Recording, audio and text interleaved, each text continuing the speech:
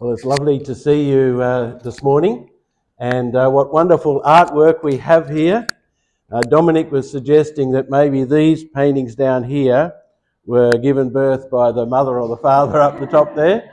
I don't know if that's the case, but it's certainly tremendous work, and it's also good to see that the people from the community and our children are painting. You know, we live in a world where there's so many other distractions and harmful things to do, and for them to be painting the Starry Night, what a wonderful thing that is, and great for their health and great for their well-being and their mind. And so we praise God and we thank you for what you are doing there. Anna van Gogh wrote to her teenage son and encouraged him to look up at the starry skies. If he did, then he would see God's love and personal care for him. In her mind, if he looked up to the heavens, he would see God's creative majesty, his sovereignty, and God's ability to bring light out of darkness. And possibly with his mother's words still ringing in his ears as he walked through Amsterdam, he wrote, "The stars alone speak. When all sounds cease, God's voice is heard under the stars." That's where he heard God speak. In fact, as he longed to paint the stars and to paint under the stars. And as he looked up to the heavens, he said that the sight of the stars always makes me dream. The stars had something special to them. Now, as we were driving home last night with the cloud, it was difficult to see the stars.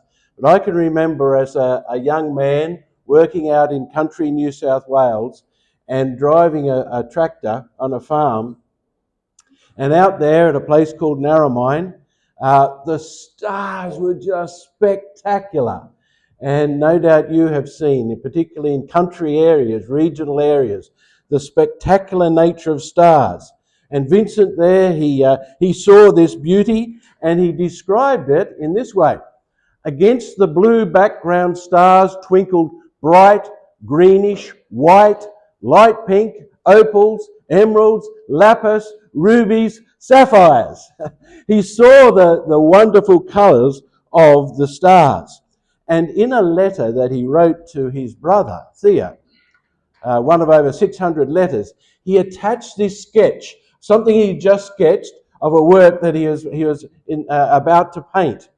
And the result of this sketch is, he said in this letter, "I have a tremendous need for, shall I say the word, for religion?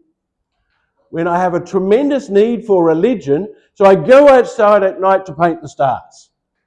And he said, when I need religion, I go, that's where I'm finding God.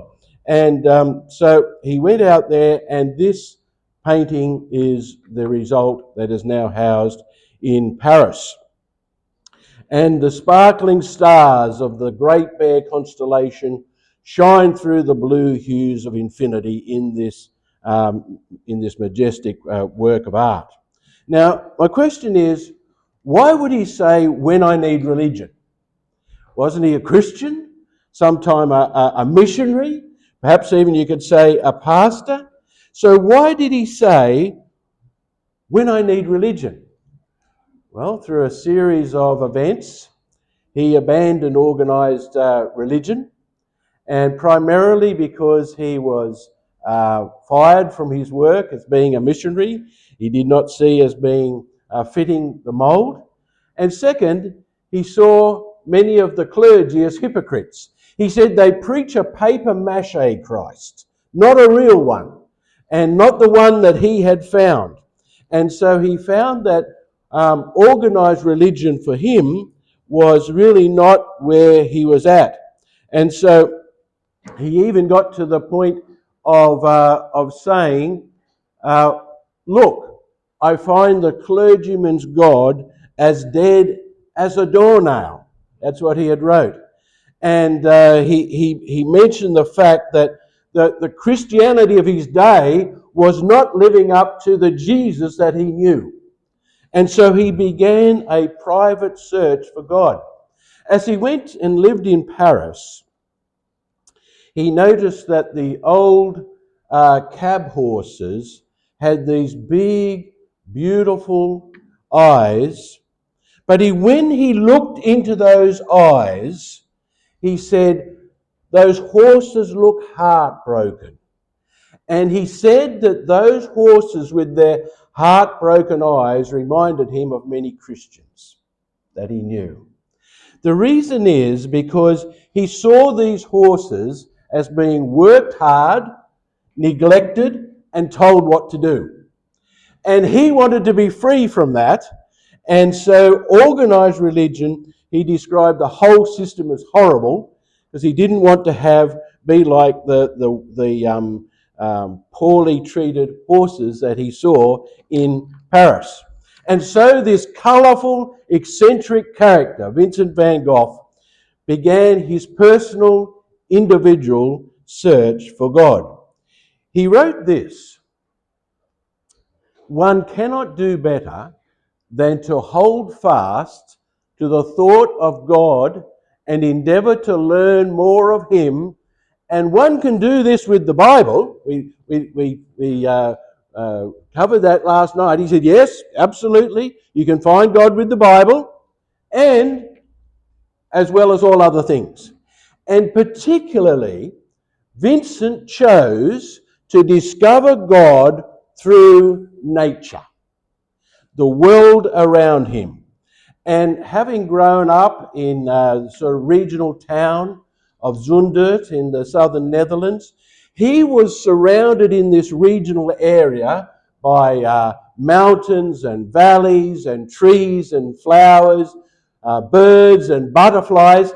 Everywhere where he grew up as a young boy was surrounded by nature, and he grew to love nature. In fact, I've just written down here, Vincent did not worship nature. I need to make that clear. Yet some people, they worship nature. No, he did not worship nature. Nature was not God. Some people think nature is God. Nature was not God, and God was not nature. He simply looked to the created to discover the attributes of the Creator. Nature became his path to God. So he looked at nature to discover what God is like. Now, whether he knew it or not, he actually got that idea from the Bible, because the Apostle Paul says, for since the creation of the world, God's invisible qualities, his eternal power and divine nature have been clearly seen, being understood from what has been made. So the Apostle Paul says, wonderful, go out into nature, and as you look at elements of nature, you will discover what God is like from what he has made. In fact, the psalmist says, how many are your works, Lord? In wisdom you made them all. The earth is full of your creatures. I think at times we underestimate the value of creation. Do you agree with that? And certainly Vincent van Gogh, this became important. Nature is often referred to as God's second book. And we learn through studying nature that God has no limits. He's omniscient, all-powerful, omnipresent, present everywhere, and omniscient, all-knowing. God can do anything, anywhere, and know the outcome. As we research nature and look into the different elements of nature, we will see what God is like. One of my favourite authors says, like the stars in the vast circuit of their appointed path, God's purpose know no haste and no delay. We find the providence of God evident as we study nature. Now, while living in Scotland, Coralie, my wife, said, let's head out, because it was 5 years ago, it was a special event, the Gemini constellation. There were 40 to 50 meteors shooting across the sky all at once. And so you can see it's rather chilly there, just above St Andrews, and out there in nature. And so we sat out there in the middle of the night, and here you could see these meteors shooting across the sky, and it just reminded me of the power of God and just the majesty of God, and how much we can see of God's power in nature. Well, the most famous Starry Night painting is the one that we have here, that we have some wonderful replicas of here. And this was completed 12 months after his work in Arles that we showed at the start there. And it's one of 150 paintings that Vincent painted while he was in the mental asylum in southern France. And the brochure, I read the brochure of this asylum from the time of Vincent, and it says that we are set beneath a jewel enamelled sky. So this was a place in southern France that really showcased the stars and the heavens.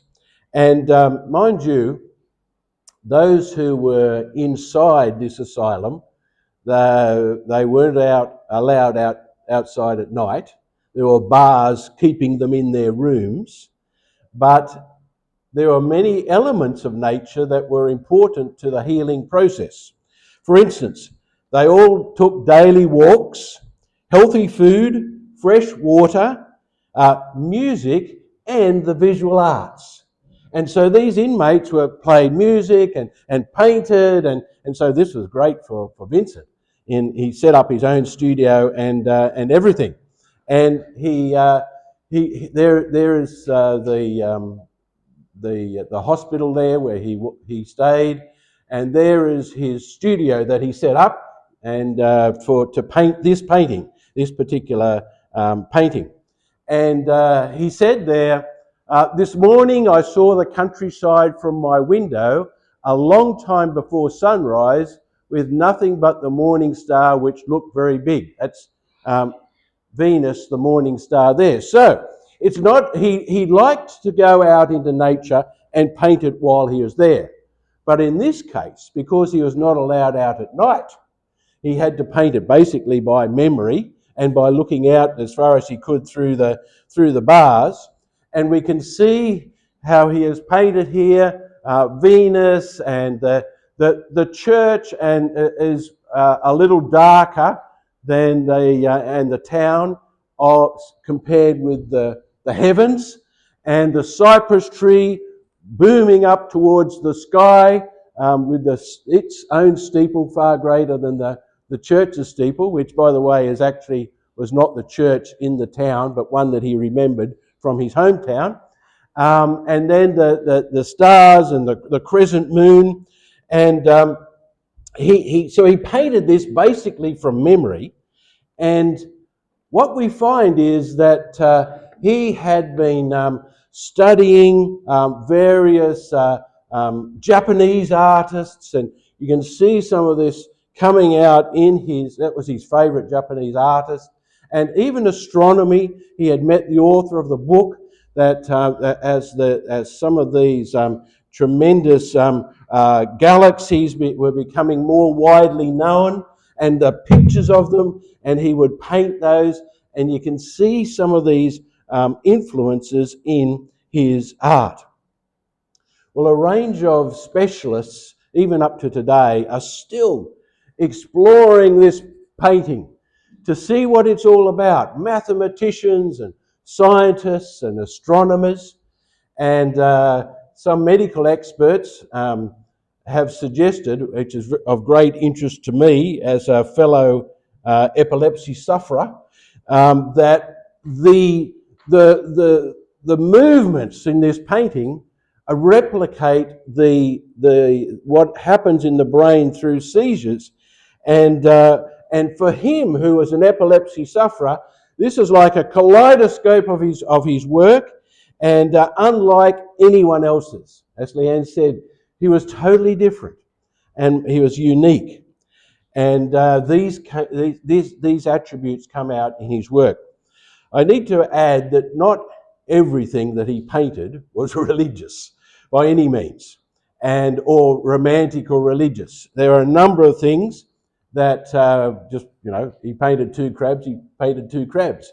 He wasn't necessarily wanting to talk specifically about God when he was painting crabs. But there are many of his works that do illustrate attributes of God, and I want to share those with you today. One is, we see through the works of Vincent van Gogh a revelation of God's love. He said this to his brother: "The moon still shines now, and the sun and the evening star, which is fortunate. They often speak of God's love and call to mind the words, 'Lo, I'm with you always, even unto the end of the world.'"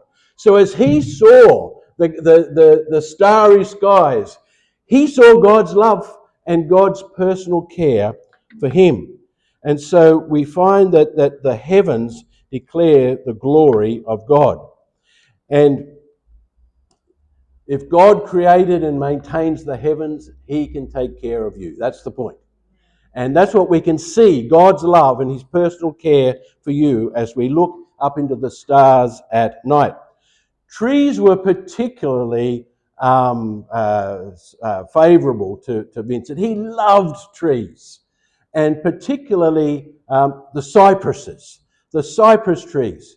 In fact, I noticed just even going through last week, we were in Adelaide, and they've got completely different gum trees to what we have here. And I was thinking, if Vincent van Gogh was here painting these gum trees, how much he would love it.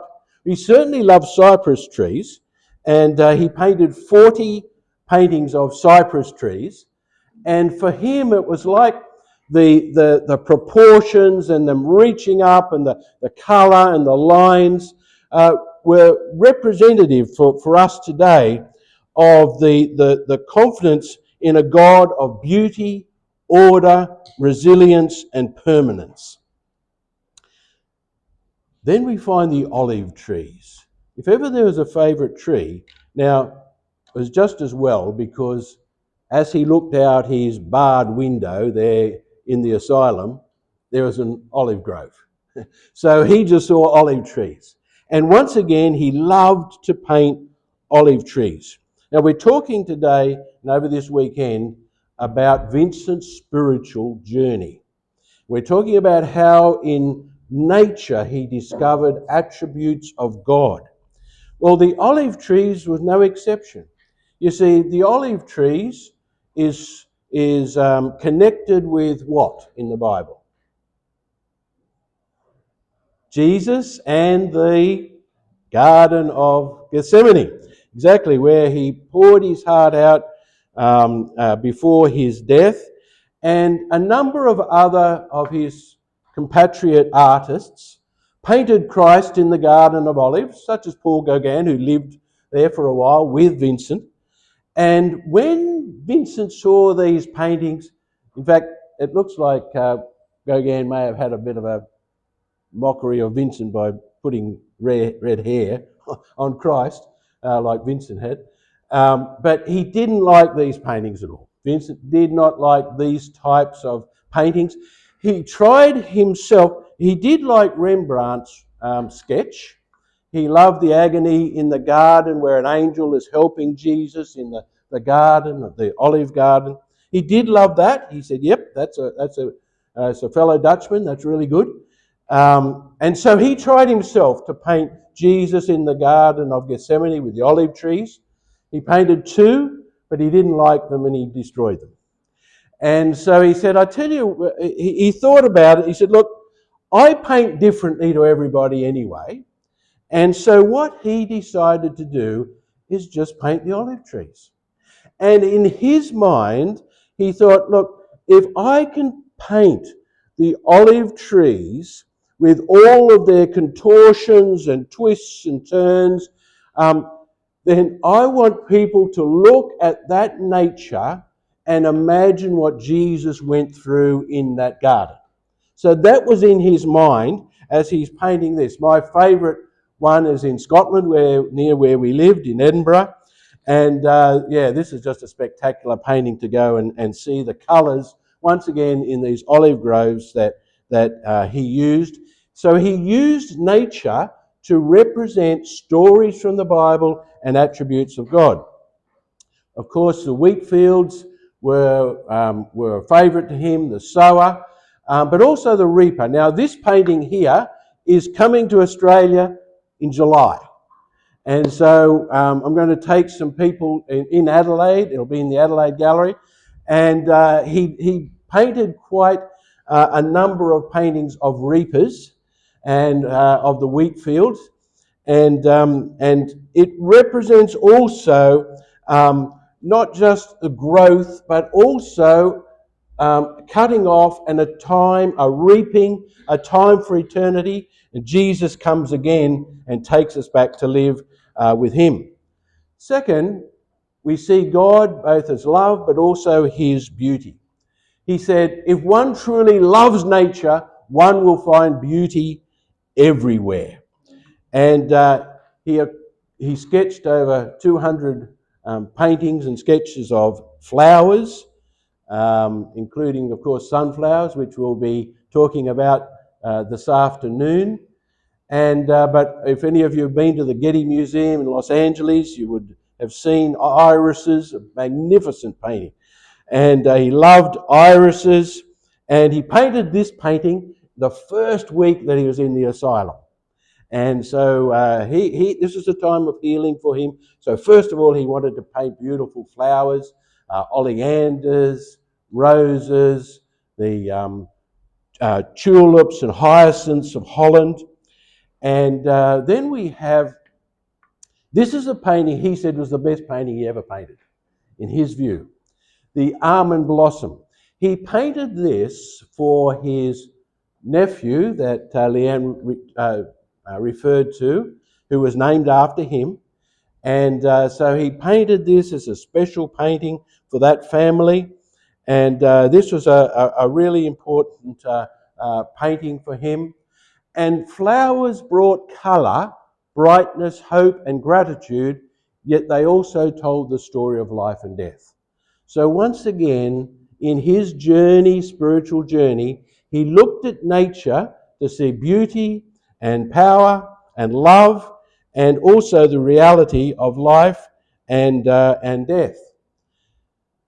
Everyday objects were important to Vincent van Gogh. He saw beauty in everyday objects, whether they be shoes or a baby's cradle, rough cottages, humble people out pulling a harrow. If anything, depth of character and resilience enhanced their beauty. And to Vincent van Gogh, Jesus was the ultimate example of beauty, but in a different way. Not physical beauty, but beauty of character. The fact that Jesus would go and heal the sick, help the needy, help the poor, Vincent said that is beauty. And that is one of the key reasons why, to him, he loved God so much. In fact, he said, "Don't you find these words beautiful? For I determined not to know anything among you save Jesus Christ and him crucified." To Vincent van Gogh, the death of Jesus was beautiful. Why? Because it demonstrated his love towards us. And that shows the beauty. That is real beauty. And Vincent saw beauty where others saw ugliness. He was different. He thought differently. He took this pockmarked pregnant prostitute, alcoholic woman off the streets to live with him and to care for a newborn child. And I believe that we are beautiful to God. And I want to share with you a story on that. I remember working not too far from here, and I grew up with I didn't grow up. When I was about 18, I was with a friend, and he had a child who was about 5, a little young girl. And I remember she would run around and play, and we'd go on sort of camping trips and so on, and she'd be running around in the nature, having a wonderful time. And I remember smiling, so what a lovely young girl. And then, sadly, when she reached her teenage years, she got involved in alcohol and drugs. She became a prostitute. And but she had a little girl. She met a fellow, and she had a girl. She didn't get married, and then because she was a prostitute and she couldn't look after this girl, her grandparents, the people who I knew, they looked after this girl. And so this girl was with us. I hadn't met her before. I hadn't seen her mum for about 20 years. And I just remember her mum as a young girl running around having fun. And then when her mother walked into the room, remember I hadn't seen her for 20 years, I just went, whew. I sort of couldn't help it. It's a terrible thing to do. But she had been so ravaged by the sin in her life, with all the drugs and the alcohol and everything. She was just nothing like her former self. And I was so taken back and horrified, really, from what I saw as the ugliness of this woman. But you know, her little 5-year-old girl, when she saw her mother, she hadn't seen her for some time, and she went running. She said, "Oh, look at Mummy, isn't she beautiful?" That was her response. And that's how Vincent van Gogh thought of God, and I believe that's how God thinks about us. When we, no matter what condition no matter what we've done, what condition we're in, when God looks at us, he sees our beauty. And that's one of the wonderful attributes, I believe, of God. Third, we see God's power in nature. In a letter that Vincent wrote, he said, "Truly my soul waits upon God, who speaks and it is done, who commands and it stands fast." Vincent van Gogh loved the power of God that he saw in nature, and particularly in the heavens. In fact, it's a dangerous thing for God to speak. Here Vincent painted the raising of Lazarus. You may have heard that if Jesus didn't say, "Lazarus, come forth," everyone would have come from their grave. Such is the power of God. If God says it, it happens. God's power can be seen in nature. He painted butterflies and poppies. You know, Vincent had a special passion and love for butterflies and caterpillars.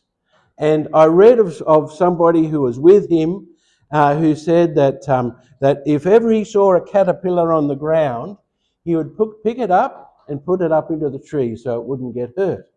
And he saw somebody about to come and tread on a caterpillar. And so he said, "Why do you want to kill that little animal? God created it." Such was his love, and he saw the love of God. And the simple, humble caterpillar offered hope of transformation in this life and of resurrection into a new body at Christ's return. We can see God's power and transformation in nature.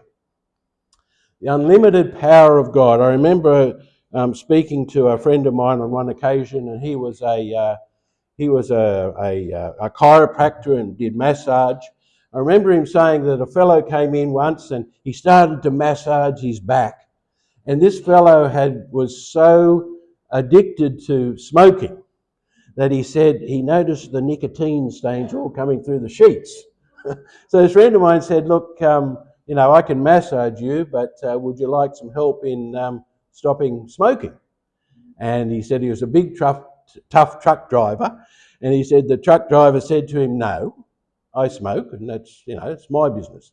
So he said, "Okay." And then next week he came along for a massage, and my friend said to him, because the nicotine was pouring out again, "Would you like some help in stopping smoking?" He said, "Listen, I told you last time, no, I'm a smoker, and that's my business.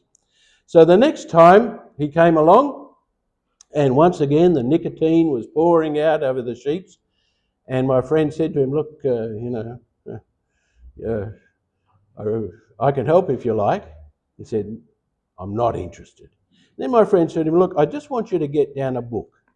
And he took down this book, a Bible actually, and he opened it up and he gave it to the truck driver. And it was this text here. He said, "I want you to read this while I'm massaging you. You just open the book and you read it. I am the Lord, the God of all mankind. Is anything too hard for me?" Well, a couple of weeks later, the truck driver came back and he said, "It's a funny thing. Ever since I read that text, I haven't even wanted to smoke." And God's power can be seen through so many different aspects. And I love the text that now to him who is able to do exceedingly abundantly above all that we ask or think, according to the power that works in us. Nature reveals God's power, his love, his beauty, and his power. What can we learn from Vincent in this story of his spiritual search through nature? This is what I learned from as I've read through his letters and seen his paintings and heard him describe what his view of God as he's discovered through nature. First, we need to spend time in nature. Now, I'm a very task-oriented person, and so Coralie, my wife, often asks, "Well, let's go out into nature." My trouble is that if I'm in nature, even out in nature, I see it as a task to get from here to there. And so it's sort of like to actually just spend time thinking about God in nature, but it's a wonderful thing to do so. To break that cycle of just being constantly doing things. And Vincent loved nature. He discovered attributes of God in nature, and I believe we can do also. It's good for our physical, social, mental health. It's therapeutic. So it's good for our health. We see God's love, we see God's beauty, we see God's power in nature. The birds, the stars, the trees. Our faith in God grows as we see how God works in nature. So the first thing I learned from Vincent is spend time in nature. It's a good thing to do. Second, create multiple paths to God. Now, nature is one path, an important path.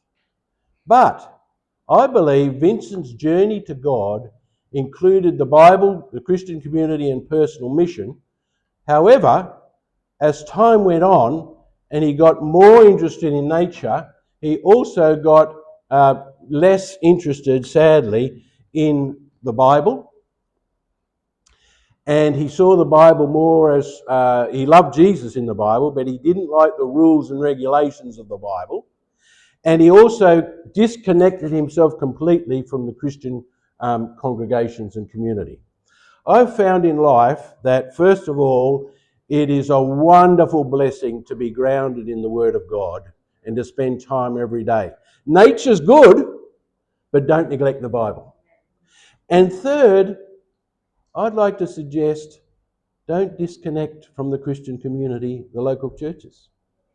There is a tremendous blessing that you can give to other people as you come here. And they can give to you as well. And as you work together to share the gospel, you can do a lot more than just one. And so there's a tremendous blessing in being able to also have a path to God that includes the Christian community. Third and finally, I believe we can learn from Vincent's experience with nature that you make a difference. Never underestimate what God is doing in you and through you. Vincent wrote to his brother Theo, and he said of his painting, he said, it's a failure. It's a failure. He saw his painting as a failure. Well, as we've said earlier, it's probably become one of the most valuable works in history. And I believe that even if you may see yourself as a failure, as worthless. In God's eyes, you are of infinite value. And when I look at the story and the experience of Vincent van Gogh in nature and in his works, I'm reminded that never underestimate what God is doing in you and through you. And Vincent thought his painting was a failure, but you are special. Our scripture reading is, "The heavens declare the glory of God, the skies proclaim the work of his hands," and there's somebody bigger than you and I, the Creator God. And we're going to hear this in song right now. So we invite our musicians to come, and they're going to sing us an item for